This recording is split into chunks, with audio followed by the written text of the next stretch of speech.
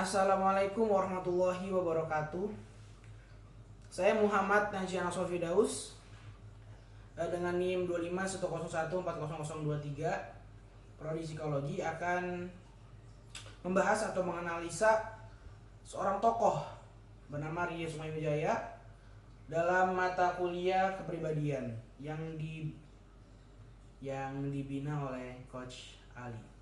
Oke, langsung kita mulai aja. Siapa sih Ria Sumaywijaya ini kita analisa ya.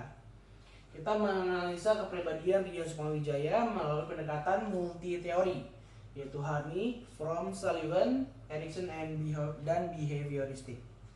Oke. Astagfirullah. Dari Ria dulu latar belakangnya, yaitu Ria itu adalah seorang dengan usia di 29 sampai 30 tahun. No. Sekarang udah 38 tahun. Dia adalah seorang konten kreator kuliner dan penulis yang memulai karirnya di industri media konvensional sebelum beralih penuh ke YouTube. Jadi dia itu dulu pernah jadi di produser di stasiun TV. Lingkungan dan pengalaman dia itu tumbuh di dalam industri media yang kompetitif, membentuk profesionalisme dan standar kualitas yang tinggi. Pola hubungan dan perilaku juga, dia dikenal sebagai sosok yang mandiri, tertutup terkait kehidupan pribadi, namun sangat komunikatif melalui karya-karyanya. Dia sering melakukan hiatus untuk disitu diam selama beberapa tahun atau menutup diri untuk mengisi ulang energi kreatifnya, menunjukkan kontrol diri yang kuat atas tuntutan eksternalnya Ria. Kita lanjut. Di pendekatan teori yang pertama, yaitu dari Social Care Harney di Basic Anxiety and Neurotic Needs. Basic anxiety, tekanan industri kreatif yang menuntut konsistensi tinggi dapat memicu kecemasan bagi Ria. Nah, Ria itu mengatasinya dengan memegang kendali penuh atas narasinya. Jadi dia itu tidak pernah tergoyahkan, tetap memegang teguh prinsip dia. Yang kedua, moving away. Kecenderungan moving away from people terlihat dari keputusan untuk hiatus dan menjaga otonomi dan integritas diri dari tekanan pasar. Jadi beberapa saat yang lalu Ria SW ini pernah hiatus atau dia tidak terbuka sama sekali di sosial media dan YouTube karena dia itu lebih sering lebih sering posting di YouTube. Tapi selama 2 tahun terakhir dia sudah menutup diri dan akhirnya membuka lagi dengan energi dan kreativitas barunya. Lalu konflik internal. Persona alien adalah strategi perlindungan diri untuk menjaga jarak antara kehidupan pribadi dan tuntutan publik atau self protection. Jadi dia ini terkenal dengan dirinya yang bukan mengaku ya, lebih sebuah bercandaan, tapi dia menganggap dirinya itu adalah alien. Karena itu dia bisa makan apa aja. Dia mendeskripsikan diri itu sebagai alien. Nah, lanjut. Maaf. Itu adalah pendekatan melalui teori Social Care Harney di Basic Anxiety and Neurotic Needs. Selanjutnya adalah pendekatan teori dari teori Fromm and Sullivan dari Eric Fromm dan Harry Sullivan tentang kreativitas dan interpersonal. Menurut Eric Fromm, dari pendekatan teori Eric Fromm ada 2 poin yang bisa kita ambil, adalah yaitu transcendence. Itu dia yang berarti dia memenuhi kebutuhan eksistensial dan menjadi pencipta yang aktif, bukan sekedar penikmat. Perlu diketahui lagi, Ria ini adalah content creator. Jadi dia adalah seorang content creator legendaris dari zaman dulu, sebelum saat YouTube masih kecil hingga belum besar sekarang. Ria adalah termasuk pelopor dan dia mendalami bidang food atau bidang kuliner. Jadi bisa dibilang dia itu salah satu legenda atau pelopor pertama dalam bidang food vlogger seperti itu.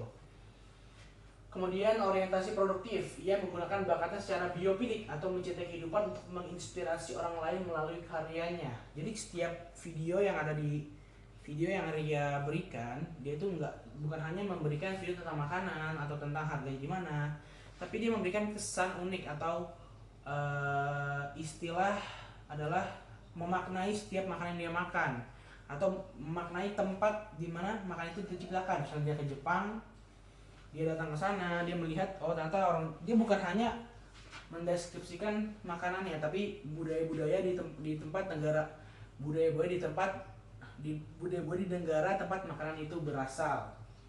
Jadi Ria itu bukan hanya mendeskripsikan makanan, tapi mendeskripsikan budaya dan menjadikan itu sebagai sesuatu yang dia berikan kepada orang lain. Jadi viewer atau penonton atau subscriber tidak hanya mendapatkan kepuasan karena makanan, tapi kepuasan akan ilmu baru tentang negara-negara yang ia kunjungi.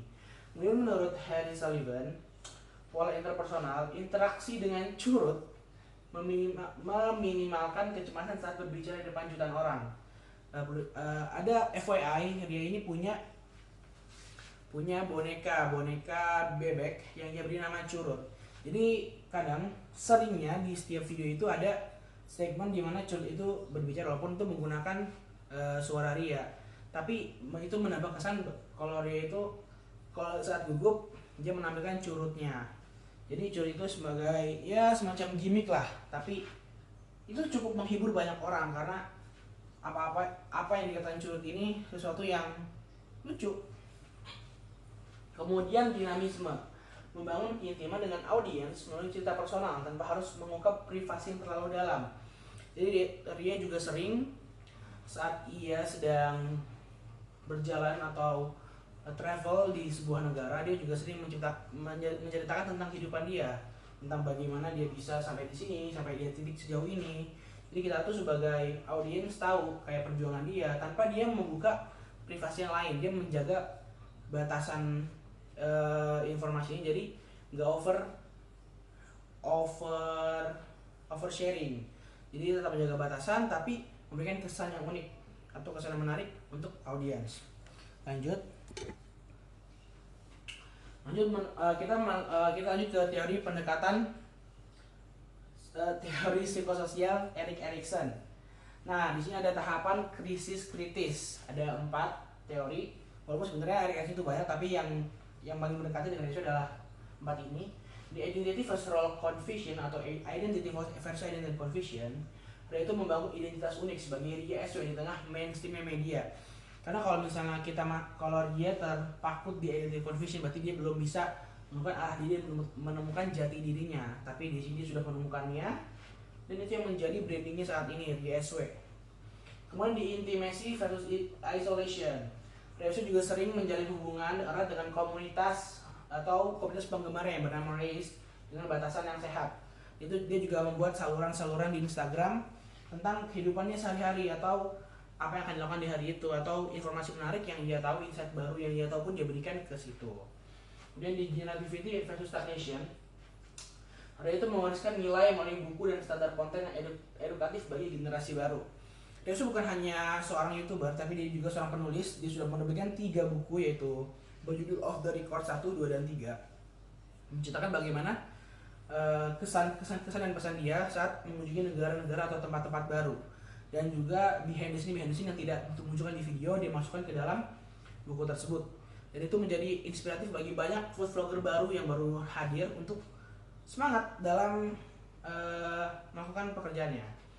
Kemudian di feel to auto care, dan hasil akhir terhadap apa yang ia lakukan adalah kepedulian terhadap kualitas dan integritas karya jangka panjang. Ria SW udah membekas banget di hati banyak audiens. Jadi karya-karya yang ia buat selalu menjadi titik balik atau recall bagi para audiensnya. Jadi Ria SW ini udah sampai di titik seperti itu. Lanjut.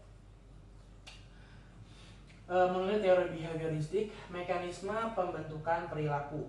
Yang pertama adalah positive reinforcement atau dukungan audiens, dan kesuksesan finansial membuat perilaku produksi konten berkualitas. Jadi Ria ini selain udah banyak menjadi memberikan motivasi bagi audiensnya, dia juga udah memiliki kesuksesan finansial. Jadi dia itu udah mudah untuk memberi dan tidak yang terlalu haus dengan finansial. Jadi karena dia sudah memiliki kecukupan finansial.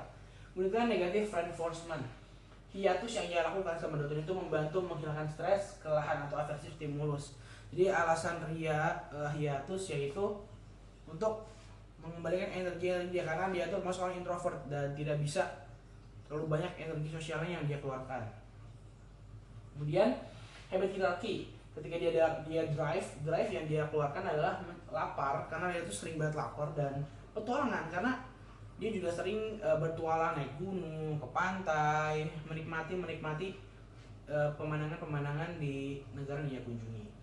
Dan Q-nya adalah dia itu sering banget datang ke lokasi unik di setiap negara, dan bukan hanya datang, dia itu memberikan informasi tentang kelebihannya atau benefit kelebihan dari lokasi itu, keunikannya apa, dia menjelaskan bagaimana budayanya seperti apa, bagaimana tempat itu terbentuk. Itu menjadi sesuatu yang menarik audiens untuk menonton RISW. Kemudian responnya ketika dia main, dia syuting. Jadi dia selalu, setiap dia datang, setiap jalan, dia menyaksikan syuting walaupun dia hanya berdua. Dia bukan syuting yang seperti film atau vlogger lain. Dia cuman biasanya dia hanya membawa satu orang temannya, yaitu Ara, videografer yang udah lama banget, dan dia selalu membawa temannya itu. Jadi dia hanya berdua, traveler kemana-mana, tapi tetap memberikan kesan yang unik bagi audiensnya. Kemudian rewardnya adalah views dia itu selalu pasti 1 juta ke atas. Setiap dia mengupload suatu video, pasti viewersnya 1 juta ke atas, karena orang-orang udah tahu bagaimana kualitas video yang dia berikan, seperti itu. Lanjut, kesimpulan integratif. Friose adalah contoh nyata dari kepribadian yang mencapai productive orientation. Seperti yang dikatakan Fromm, meskipun ia memiliki kecenderungan untuk menarik diri.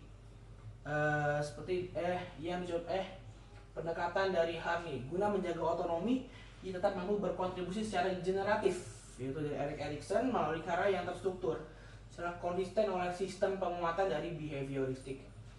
Saya Muhammad Najian Oswald Firdaus, lebihnya mohon maaf, sekian dan terima kasih.